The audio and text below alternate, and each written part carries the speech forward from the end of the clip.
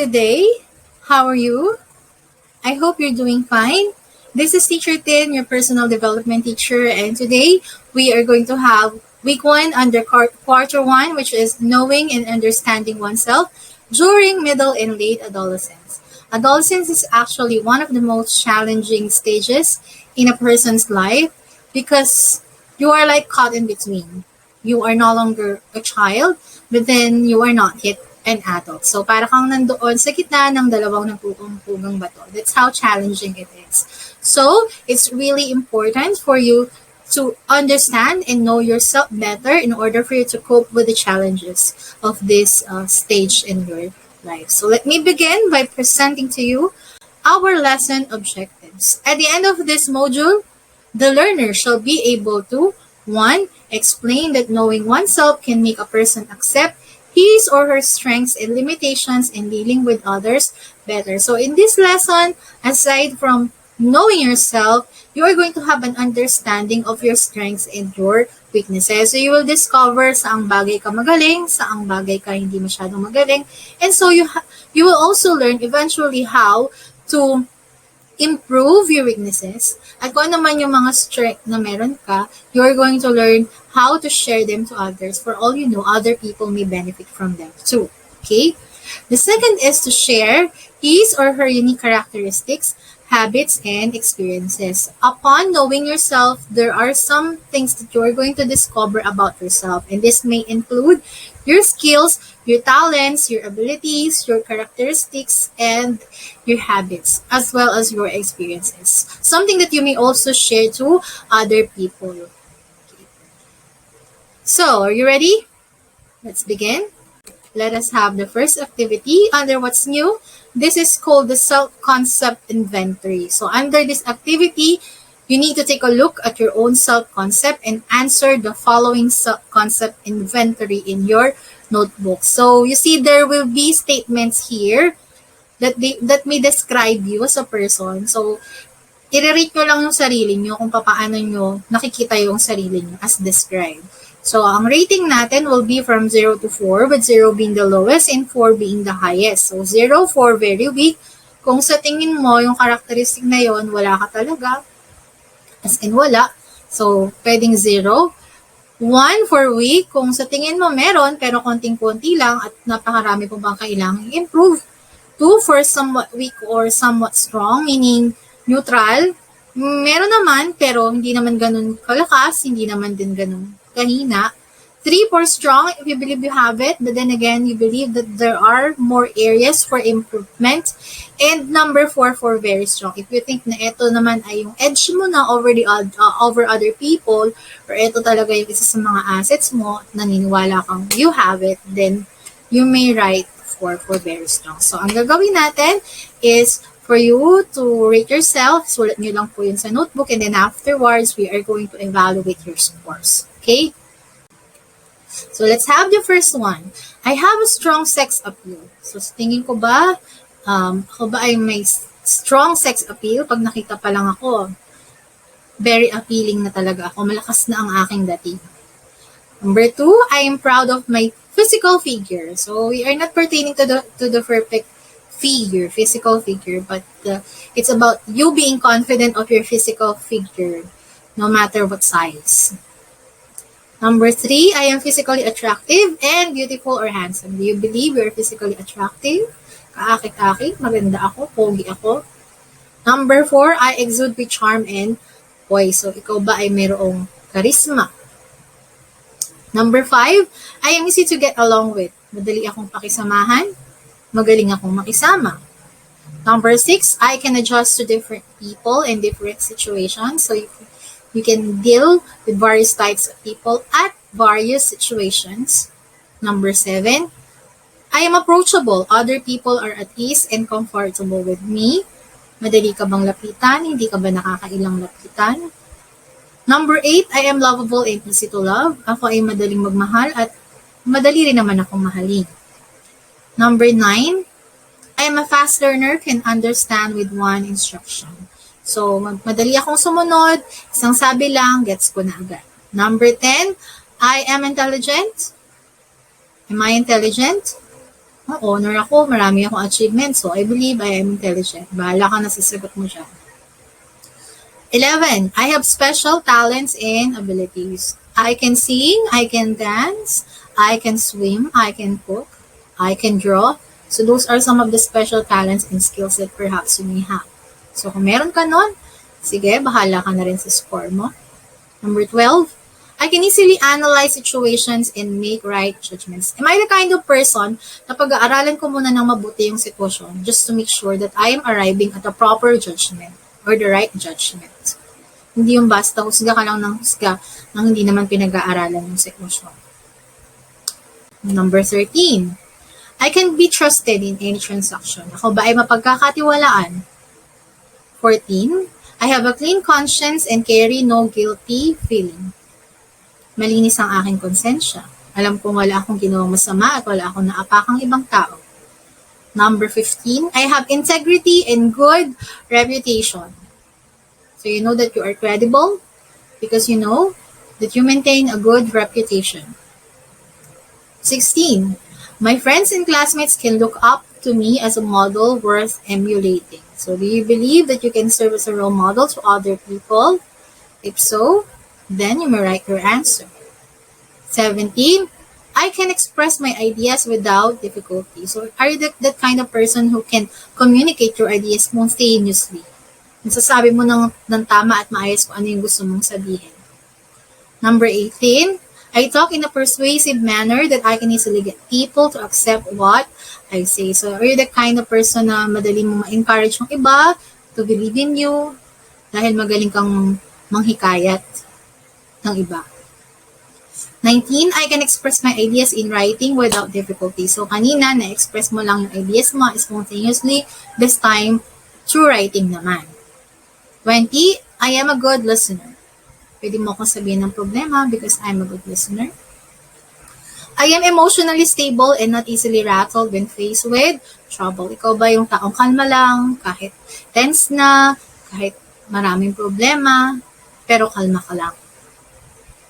Number 22, I am logical and rational in my outlook and decisions. So you're the kind of person na bago ka magdesisyon, tinitingnan mo munang mabuti what really happened or transpired.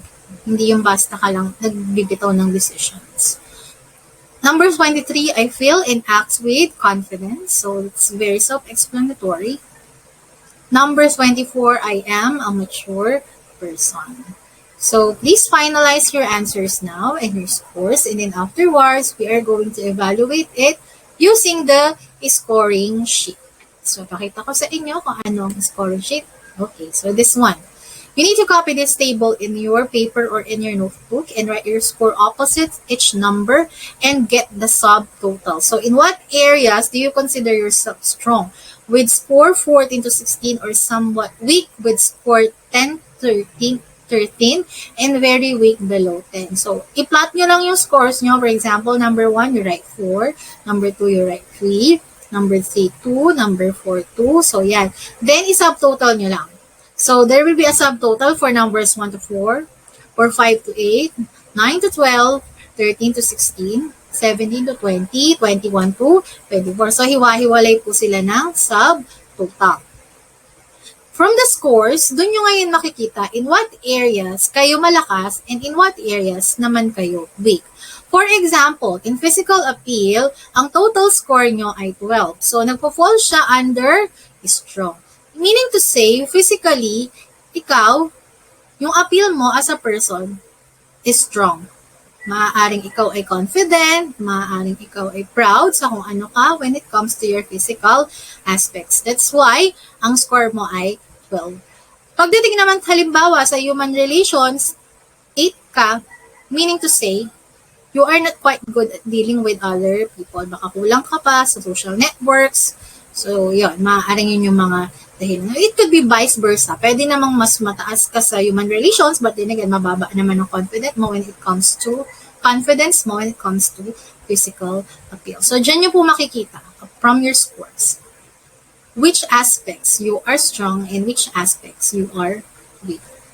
Pag sinabi naman natin intelligence, alam naman natin yun is your ability to learn. Gaano ka kabilis matuto. Character talks about more of your values, your personality.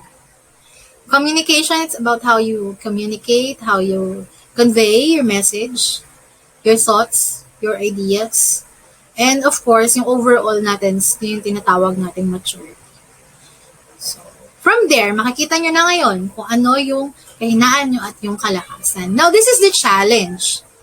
The challenge is how you are going to improve your weaknesses. Okay? Kung alam mong weakness mo yan, ano yung mga intervention na pwede mong gawin para yung weakness na yon ay maging strength mo na siya. Now, kung yung isang bagay naman or yung isang aspeto naman is already your strength or alam mo malakas ka na doon, don't just settle on that. Kasi I believe that even if strong na tayo when it comes to that aspect, there are always areas for improvement. There should always be an updating of the knowledge or the skills that we already have. For example, magaling ka naman na sa ICT, alam mo, mahusay ka doon. Pero from time to time, there are some updates naman na kailangan din naman natin idagdag sa kung anong meron na tayo. So, yun yung sinasabi ko, na huwag tayong basta mag-settle lang just because alam natin malakas na tayo sa bagay na yun. Okay? So, that is the self-concept inventory. So, from there, nakilala niyo na yung sarili niyo at nalaman niyo kung saan kayo magaling at saan kayo mahina. Now, since we are talking about self, ourself, ano nga bang ibig sabihin ng self or ng ating sarili? Okay. When we say self, this is the union of elements, namely the body, thoughts, feeling or emotions, and sensations that constitute the individuality and identity of a person. So, interrelated sila. Yung self natin ay binubuo hindi lang ng ating katawan, ito rin ay binubuo ng ating kaisipan, ng ating damdamin, at ng ating mga nararamdaman that constitute the individuality. So, nagkakaiba-iba lang tayo because we differ when it comes to our body. We differ when it comes to our thoughts. Maaaring iba-iba tayo ng iniisip, di ba? Maaaring iba rin tayo ng feelings and emotions. So, doon nagkakaroon ng tinatawag na individuality, individual differences, and self-identity. Ako to kasi ito yung aking emosyon, ito yung aking katawan, ito yung aking nararamdaman. Okay? Ikaw yan because that's your body, that's your thoughts, that's your feelings, that's your sensations. Okay? So, yun po ang ibig sabihin ng self or ng ating sarili. Now, look at the mirror. What do you see? Sige nga, araw-araw siguro ginagawa natin ito. So, anong nakikita natin pag tumitingin tayo sa salamin? Okay? Do you see your ideal self or do you see your actual self? Maybe the question is, Ma'am, what is ideal self and what is actual self? Actually, ideal self and actual self are two broad categories of what we call the self-concept. When we say ideal self, this is the self that you aspire to be. Again, this is the self that you aspire to be. Ito yung gusto mo. Ito yung na-imagine mo na ikaw. It is the one that you hope will possess characteristics similar to that of a mentor or some other worldly figure. Later on, we are going to elaborate more on what is ideal self. Actual self, on the other hand, is the one that you actually see. It is the self that has characteristics that you were nurtured or in some cases born to have. That's why it's called as actual. Kung ano yung mismo, kung ano yung eksaktong characteristic na meron ka, okay, that is what we call as the actual self. Now, speaking of self-concept, by the way, self-concept refers to your awareness of yourself. Kung gaano mo kakilala, kaalam yung sarili mo, that is what we call as the self-concept. It is the construct that negotiates these two selves. In other words, it connotes first the identification of the ideal self as separate from others. And second, it encompasses all the behaviors evaluated in the actual self that you engage in to reach the ideal self. So there's a negotiation between ideal and the actual self. Kailangan kasi balanse silang dalawa. Okay? Kailangan ma-identify mo which is the ideal self and which is the actual self. And how these two should go together in order for you to build this so-called self-concept. Okay. Now, actual self is built on self-knowledge. Self-knowledge is derived from social interactions that provide insight into how others react to you. The actual self is actually who we are. It is how we think, how we feel, look, and act. The actual self can be seen by others, but because we have no way of truly knowing how others view us, the actual self is our self-image. Okay? So, yung actual self natin ay nalalaman natin through social interaction. So, dapat open tayo na tanongin yung ibang tao kung ano yung sa tingin nakikita nila sa atin. Kasi, sometimes tayo, we are in denial na hindi natin naamin sa sarili natin na nagiging ganito pala tayo, nagiging ganyan pala tayo, when in fact, ganun pala talaga tayo. And the only way to validate that is through other people. Kasi sila yung mismo nakakakita talaga kung sino ka. Based on how you think, how you feel, how you look, and how you act. So, ito din yung tinatawag natin as self-image. Okay. On the other hand, the ideal self is how we want to be. Kanina yung actual, yun yung totoo, yun yung realidad, kung ano talaga tayo. Okay? Na nakikita ng ibang tao. Pag sinabi naman natin ideal self, this is how we want to be. Kaya nga kanina, this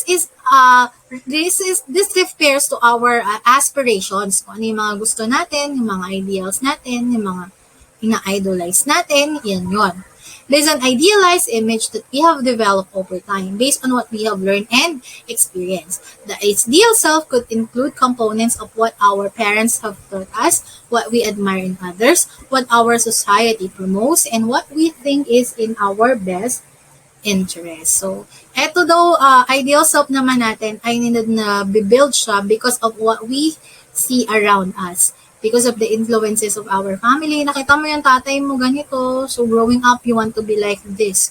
But in reality, sometimes nagkakaroon ng conflict because hindi naman siya nagtutugma dun sa iyong actual self. Okay? Nakita mo from your society na maganda to, na ganito pala yung gusto mo, but again, in reality, hindi naman mo siya na-apply sa actual self mo. Kaya nga, alignment is very important. If the way that I am, meaning the actual self, is aligned with the way that I want to be, pertaining to the ideal self, then I will feel a sense of mental well-being or peace of mind. If the way that I am is not aligned with how I want to be, the incongruence or lack of alignment will result in mental distress or anxiety. Okay? The greater the level of incongruence between the ideal self and real self, the greater the level of resulting distress. Personal development module's ultimate aim is greater self-knowledge that will lead to higher alignment between these two personality domains. Okay? So, yung alignment, yung congruence, kagaya ng sinabi ko kanina, there should be balance between actual self and ideal self. Hindi pwedeng ideal self lang, but in reality, hindi mo naman siya nagagawa. It will result with frustration. Frustrated ka, magkakaroon ka ng mental distress. Bakit? Kasi ito yung mga expectations mo. Parang ganun lang siya eh. Expectations versus reality. These are your expectations, but in reality, hindi naman siya nangyayari. So, kung meron tayong mga ideal self, as much as possible, subukan din naman natin may apply siya with our actual self so that alignment will be achieved.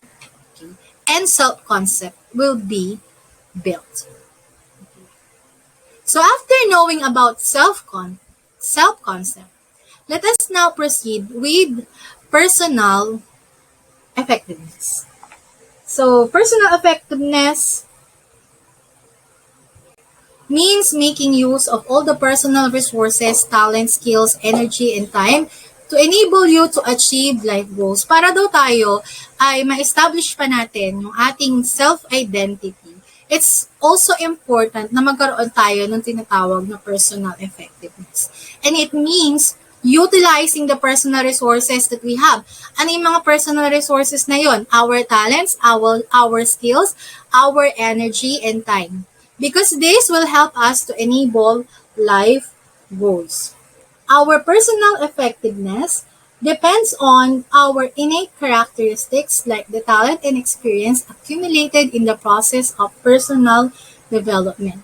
Talents first are needed to be identified and then developed to be used in a particular subject like science, literature, and politics. Your knowledge of yourself and how you manage yourself impacts directly on your personal effectiveness. Being self aware, making the most of your strengths, learning new skills and techniques, and behavioral flexibility are all keys to improving personal performance. So, kailangan unang-una sa lahat ay yung self-awareness pa rin. You have to determine kasi kung ano yung mga skills, energy, and time the skills, the talents, the energy and time that you have as your personal resources. So, pag alam mo na kung ano yung mga talents mo and your skills, doon na ngayon papasok yung plan on how you can develop them. Paano mo magagamit yung mga talents na yon or yung mga skills na yon to become effective as a person.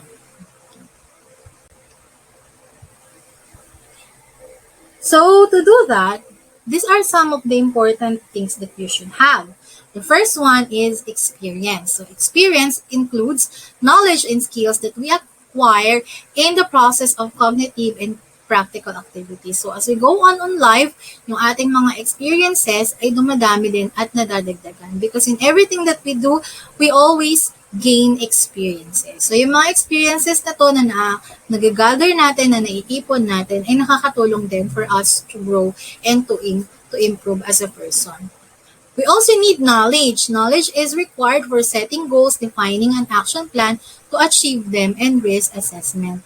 Okay, so knowledge is very important. That's why people are studying kasi nga kailangan din natin ng knowledge in order for us to set our goals. Meron naman mga tao, hindi naman masyadong marami yung knowledge that they have, pero mas marami naman silang nag-gather na experience, di ba? Hindi sila nag-aral, but because they have a wide range of experience pagdating sa field na yon, still nagiging successful pa rin naman sila. Okay? Pero mas maganda kung you have the experience, at the same time, you also have the knowledge. Plus, you have the third one, which is the skill. So, ano naman yung skill? It determines whether real actions are performed in accordance with the plan. If the same ability is used many times in the same situation, then it becomes a habit that runs automatically, subconsciously. So, yung isang bagay, pag lagi natin siyang ginagawa, you form a skill. Okay? Yung pagkanta, hindi sapat na magaling ka lang kumanta. Kailangan para maging isang skill siya, lagi mong pinapractice, lagi mong ginagawa. Similar with other activities. Kahit halimbawa sa TVL, halimbawa yung pag-welding. Let's say marunong ka mag-welding. But then again, kung hindi mo naman pinapractice yung paggagamit nun, how are you going to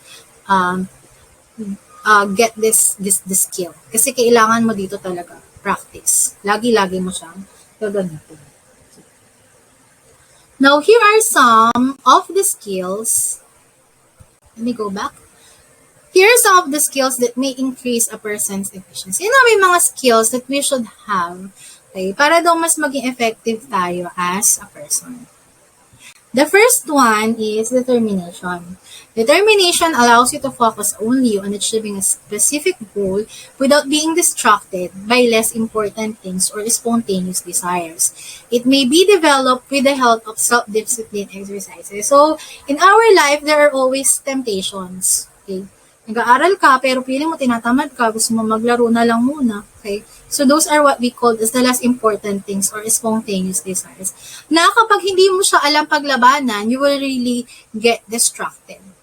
Pero kung ikaw ay merong determination, hindi mo hahayaang maging hadlang yung mga distractions na to focus on your goal. Okay? Kasi determinado ka. Kasi alam mo kung ano ang gusto mong mangyari, kung ano yung gusto mong gawin. At dahil nakakonsentrate ka dun sa gusto mong gawin na yon, you will not be distracted by these less important things. The next one is self-confidence. It appears in the process of personal development as a result of getting aware of yourself, your actions, and their consequences. Self-confidence is manifested in speech, appearance, dressing, gait, and physical conditions. So, yung lakas ng loob na pinag-uusapan natin isn't just about yung kaya mong humarap sa mga tao. Self-confidence is not only manifested in speech, but also in appearance, dressing, and as well as physical condition. So, kailangan lang para magkaroon ka ng self-confidence is first, you are aware of yourself. You are also aware of your actions. At alam mo din dapat na kailangan responsible ka for the consequences of every action that you will take. The third one is persistence. It keeps you keep moving forward regardless of emerging obstacles like problems, laziness, bad emotional state, etc. It reduces the cost of overcoming obstacles. It can also be developed with the help of self-discipline exercise. Actually, magkapatid si determination at saka si persistent. Ang pagkakaiba lang si persistence kasi, okay, it's about moving forward kahit nandiyan na yung mga obstacles. Yung mga pagiging makulit mo, minsan kasi yung pagiging makulit is it's in a way positive siya. Halimbawa, sumali tayo sa isang competition, but then again, hindi ka nanalo. Okay. Persistence is about trying to join again. Subukan mo pa rin hanggang sa ma-reach mo kung ano talaga yung gusto mo. Okay. So that is persistence. Next is managing stress. This is very important, especially nowadays na talaga namang yung mundo ay nabago because of the pandemic. So it helps combat stress that arises in daily life from the environment and from other people. If stress arises from the uncertainty in an unknown situation, when a lack of information creates the risk of negative consequences of your action. It increases efficiency in the actively changing environment. Stress is always there. We cannot get away with it, but we can always know how to deal with stress. So, kailangan lang daw natin malaman muna yung root, yung cause ng pinanggagalingan natin ng stress. And from there, doon tayo magsisimula how you are going to battle with stress. Kasi hanggang hindi natin siya na-manage, it will always be there. Okay? Hindi natin siya pwedeng takbuhan. We just need to find a solution kung paano natin ma-manage yung stress na yun. Kasi nga sabi, it arises every day. In every situation, in every person, okay, hindi natin pwedeng takasan ng stress. We just need to learn how to deal with it. Next is creativity, problem-solving skills. Problem-solving skills, they help cope with the problems encountered with the lack of experience. It increases efficiency by adopting new ways of achieving goals when obtaining a new experience. So it's about finding solution. And kapag nandiyan na yung problema, kailangan magaling tayong umisip ng mga paraan o ng mga solusyon. Sometimes, we become a good problem solver because also of our experiences. So, yung mga experiences na nakukuha natin, actually in the long run, makakatulong siya sa atin kasi magagamit natin siya in problem solving. Next is creativity. It allows you to find extraordinary ways to carry out a specific action that no one has tried to use. It can lead to a decrease or an increase of cost, but usually the speed of action is greatly increased when using creative tools. So creativity, meaning being resourceful, minsan kailangan humanap tayo ng mga paraan, lalo na kung yung mga resources natin are not always available or very limited lang. So, kailangan subukan natin umisip din ng mga paraan na baka hindi pa nasusubukan ng iba. Okay. So, that is creativity. And the last one is generating ideas. It helps you to achieve goals using new, original, and conventional ideas. Idea is a mental image of an object formed by the human mind, which can be changed before being implemented in the real world. For generating ideas, you can use a method of mental maps, which allows you to materialize, visualize, and scrutinize all ideas, which in turn contributes to the emergence of new ideas. So in generating new ideas, we should always be eager to think of something new na siguro hindi pa naiisip ng iba, because the more ideas that we have, the more plans that we can make, the more methods that we can think. So, pwede tayo ditong gumamit ng mga graphic organizers para mas makaisip tayo ng mas marami pang ideas. So, those are some of the important skills that may be important in order to increase a person's efficiency. Okay. Now, kagaya ng sinabi ko sa inyo kanina, it's very important also to share our gifts, our talents, or our strengths to other people because you never know, they may also benefit from it. So, ito yung mga dahilan kung bakit kailangan natin gamitin yung mga gifts, talents, and strengths that we have. The first one is because Other people can benefit from them. Our gifts or talents are purposely created not just for ourselves, but to help those around us. We benefit from other people's talents. We benefit from Jobs' Apple creations, Edison's light bulb, so yung mga na-invent, no? Ford's automotive ideas, or our mom's cooking. Almost everyone around us contribute to our welfare in one way or another. Do you believe na tayo ay biyaya para sa isa't isa? Sa isa't isa? Ako kasi naniniwala ako that we have our purpose here on earth. Na kung bakit ka nandito, it's because meron kang magagawa para sa ibang tao. And on the other way around, yung ibang tao naman din ay nandyan kasi meron din naman silang magagawa para sa iyo. Now, the interesting question is, how do other people benefit from our gifts or talents? Remember, our gifts or talents are ours, but they are not just there for us. They are given to be shared with others. There's no sense or delight when we only want to serve ourselves. Sharing our talents with other people can create more lasting fulfillment. It is actually a win-win situation. We get to exercise our talent and other people on the other end receives a benefit from them. That's why we cannot have it all. Minsan iisipin natin, bakit may kulang sa atin? It's because yung kakulangan na yun ay maaaring punan ng iba. Bakit yung ibang tao ay kulang pero ikaw meron ka nun? It's because kung ano yung mayroon ka, pwede mong ipuno dun sa kung ano naman yung kakulangan ng iba. Okay? So that is the first one. The second one is, other lives may change because of our talents. Find our path and put our talents to work. We may change someone's life just because we exercise our gifts. Sherry, a former ballerina turned attorney, married Bob, who is likewise an attorney. They started a program in 1984 called the City Hearts, Kids Say Yes to the Arts. They deeply believe in the potential and gifts of children who are trapped in the cycle of delinquency and poverty.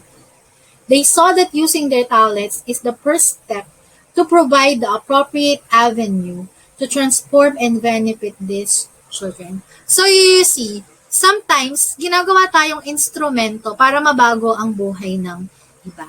Okay? Kung ano yung meron tayo, ay pwede natin gamitin para makatulong tayo sa iba. Just like what this couple did. Ginamit nila yung mga talents at yung mga gifts na meron sila in order to save the children who are trapped in the cycle of delinquency and poverty. So isipin nyo mabuti, ano yung mga talents or kakayahan na meron kayo? At paano nyo gagamitin ang mga ito para makatulong kayo sa iba? Pwedeng through inspiration, di ba? Yung ma-inspire lang natin yung ibang tao dun sa mga meron tayo, di ba? Napakalaking bagay na nun sa kanila. Next is that it leads to a more satisfying life. People who use their strengths and talents every day are 6 times more likely to be engaged on a job. Our gifts or talents are also considered our strengths. Gallup conducted a research on people who use their strengths every day and how it affects their performance and overall their quality of life. So Gallup then found out that people who use their strengths and talents, something that comes naturally and can be enhanced through practice every day, are 6 times more likely to be engaged on the job. Now, these are some of the key points that they found in the research. The first one is, it improves health and wellness. So, nakakatulong daw ito sa ating kalusugan, sa ating pangangatawan. It also experience less worry, stress, anger, sadness, or physical pain. So, nakakatulong siya sa atin psychologically because it lessen our anxiety, our fear, our stress. Letter C is that it boosts positive emotion. So, nakakatulong din siya para magkaroon tayo ng positive emotion. More energy to face the day.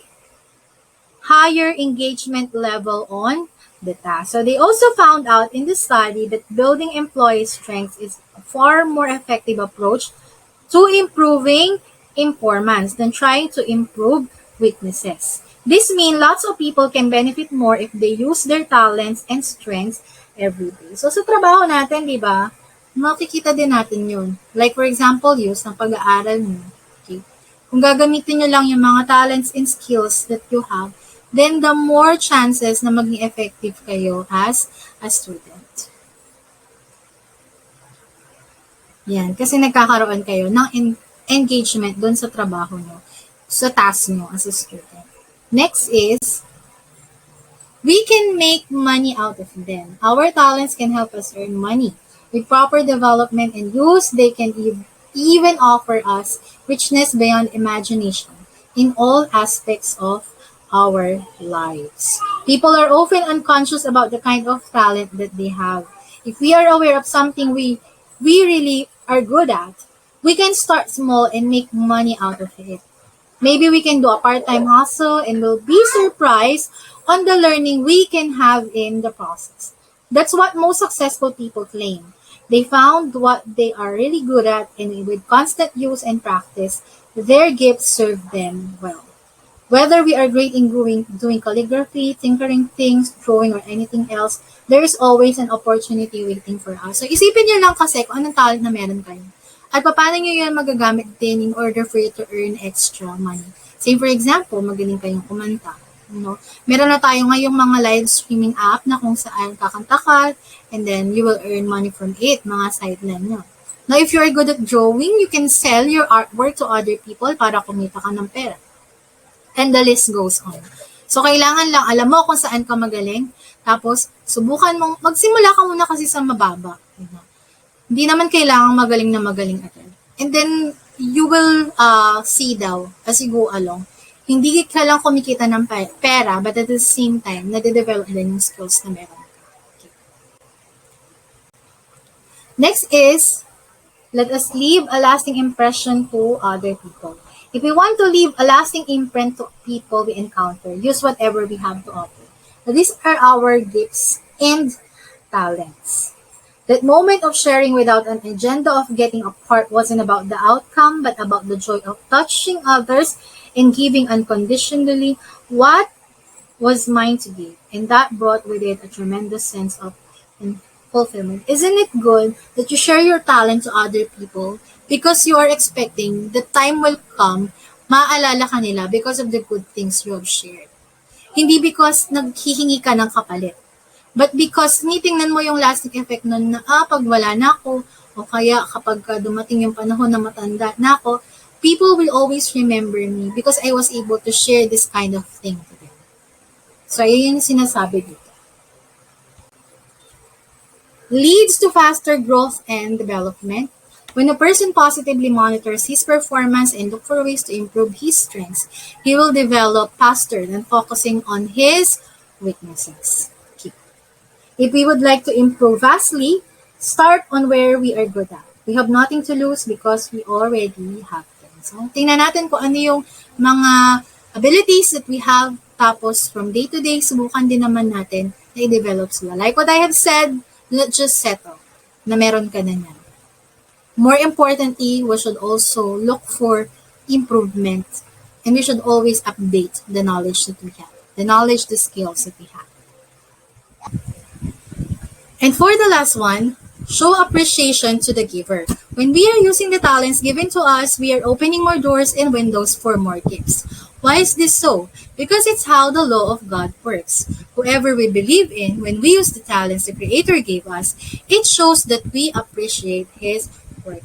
Siyempre, lahat naman ng gifts and talents that we have ay nanggaling sa Lord. So, it is also important that we acknowledge that these are gifts from Him, and we should also learn how to appreciate these gifts by sharing it to other people. One thing I like about gift giving is the feeling I get when the receiver opens the gift and love it. Diba? It's good, diba, to receive gifts from other people.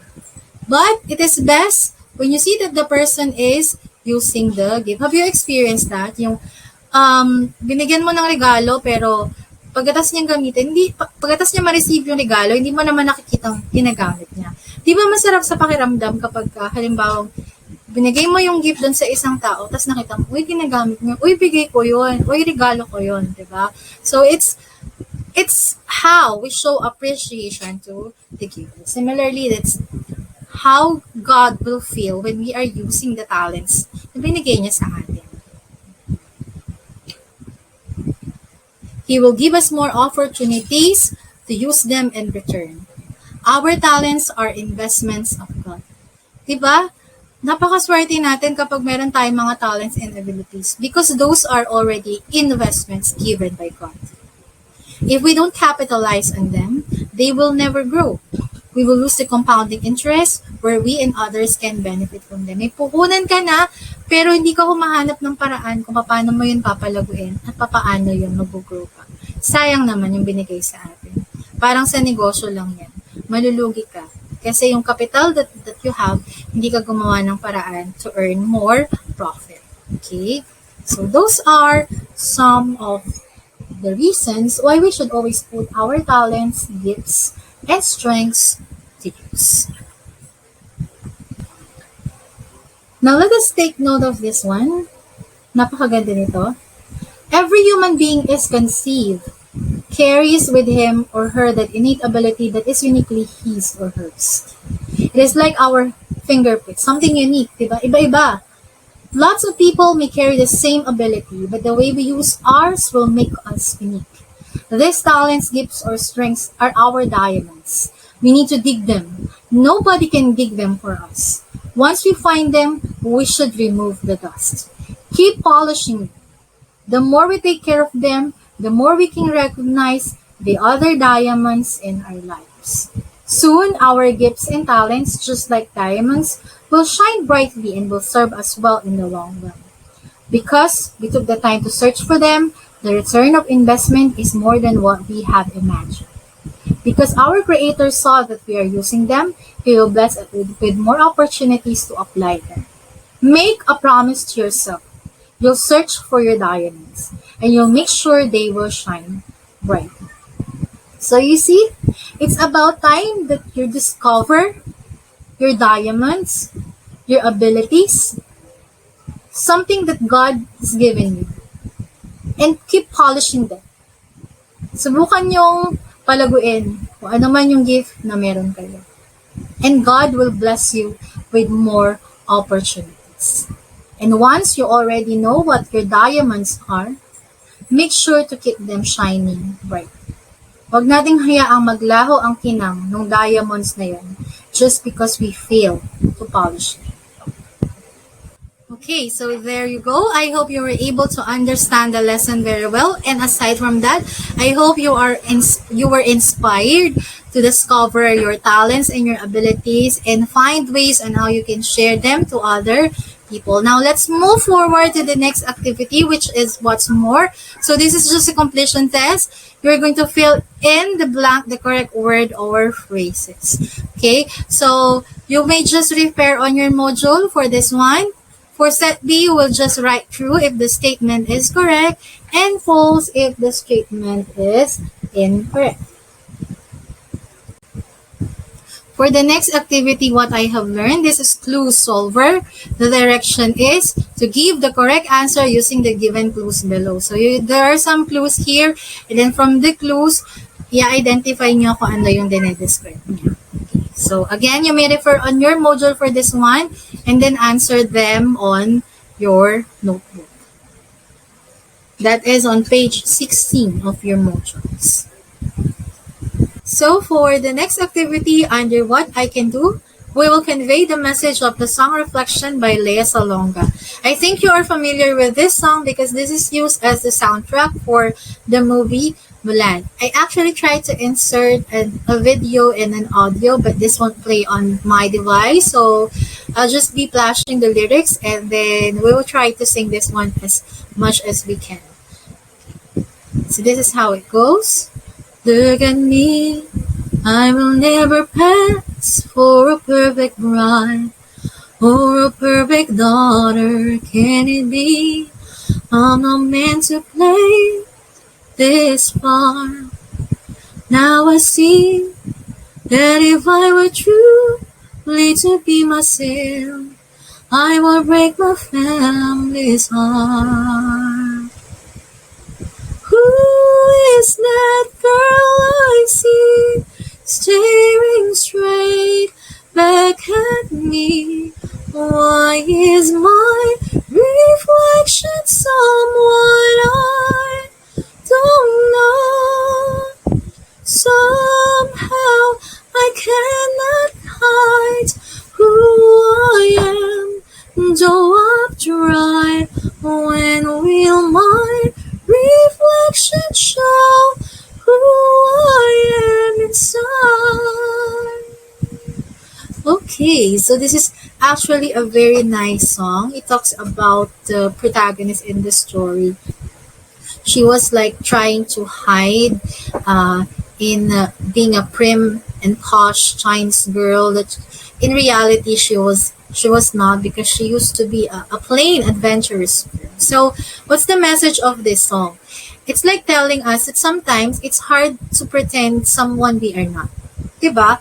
Yung pinapakita natin, yung pinapakita natin sa ibang tao ay ito, but deep inside, it's not really us. So, yung reflection natin is different from who we really are. So, yun yung sinasabi ng kantang Reflection, di ba? Hindi naman masama na ipakita natin sa mga ibang tao kung ano talaga tayo. And let them love us for who we really are. Kaysa naman magkukonceal tayo, magtatago tayo sa mask ng isang tao na hindi naman talaga yun tayo.